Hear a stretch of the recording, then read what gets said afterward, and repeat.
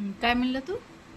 Mamma हम्म, झोपलेत ना हम्म, म्हणजे सकाळी उठतात हम्म, आणि आपण मँगो पटकन ते सगळं खाऊन हम्म, मग विटामिन टाकून हम्म. आणि घेऊन हा. मग पावक घेऊन आणि मग हम्म. ते उठते ना त्यांना म्हणायचं की आम्ही आंबाच नाही खायचा म्हणजे आम्ही आंबाच खाल्ला नाही असं म्हणत का? कोणाला म्हणत असं? मी आईला म्हणतो आणि तू बघ बाबा आणि आईने आपल्यासाठीच आणलेत ना आंबे.